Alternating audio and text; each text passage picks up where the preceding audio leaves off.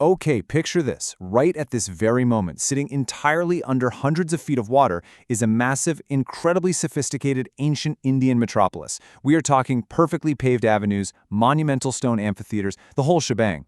Welcome to this explainer on Vijayapuri, the lost, hyper-engineered capital of the Ikshvakus. I know, it sounds like a premise straight out of a fantasy novel, right? But this is absolutely real. This once thriving lost world is currently submerged deep within the modern Nagarjuna Sagar Reservoir. And here is the truly wild part. We came terrifyingly close to losing this city completely.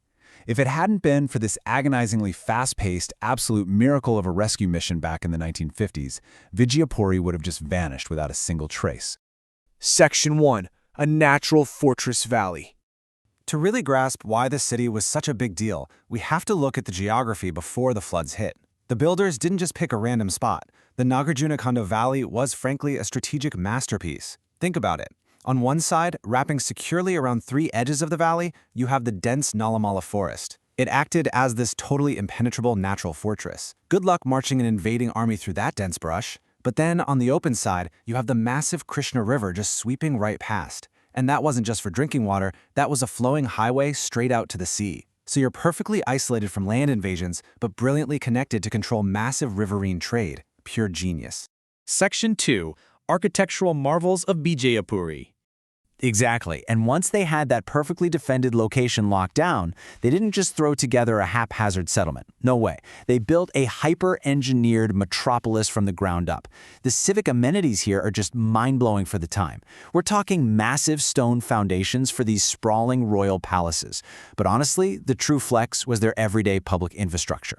They literally engineered complex, fully covered underground drainage networks running directly beneath perfectly paved streets.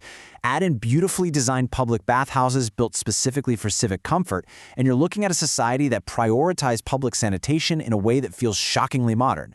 Right, and hold on, because we absolutely have to talk about the crown jewel of the city, the stone amphitheater. This brilliantly illustrates the level of sophistication we're dealing with. They built this open-air, tiered arena, engineered with remarkably precise acoustic properties. It echoes Greco-Roman architecture in a really fascinating way. Picture the sheer scale here. A speaker could stand dead center in this massive arena, speak at a completely normal volume, and be heard crystal clear by thousands of citizens sitting all along those stone steps. That kind of acoustic engineering is staggering, and it proves Vijayapuri was this booming cultural hub meant for grand civic gatherings. Section 3. The 1950s Salvage Miracle. So fast forward to the 1950s. Modern progress suddenly collides with ancient history in a dramatic way. The Indian government announces they are building the massive Nagarjuna Sagar Dam, meaning the entire valley is going to be flooded forever. Facing complete annihilation, the Archaeological Survey of India, led by the brilliant Dr. R. Subrahmanyam, launches this frantic, monumental excavation. It was a ticking clock thriller.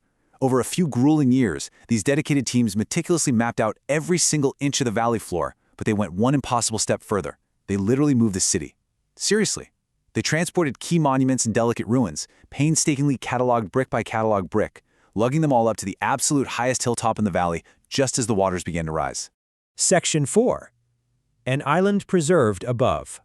And then, the dam was finished. The waters rushed in and swallowed the valley floor whole.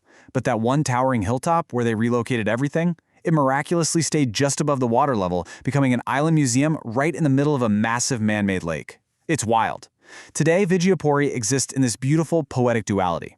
You have the core ruins, the heavy foundations of the avenues and that underground drainage, sleeping silently beneath hundreds of feet of dark reservoir water. But its reconstructed heart, all those moved monuments, sits proudly in the sun on Nagarjunakonda Island. It is an ancient urban marvel, saved against all physical odds. Which leaves us with a fascinating, kinda haunting thought to end on today. The story of Vijayapuri isn't just a triumphant tale about a massive rescue win, it's a stark reminder of the incredible fragility of human history. I mean, if this massive hyper-engineered metropolis was almost completely wiped off the map by modern progress, it really makes you wonder. How many other sunken marvels are out there right now, swallowed by time and water, just waiting to be discovered and saved? Something to chew on. Thank you for exploring the spectacular sunken city of Vijayapuri with us today. Keep questioning, keep exploring, and we will catch you in our next explainer.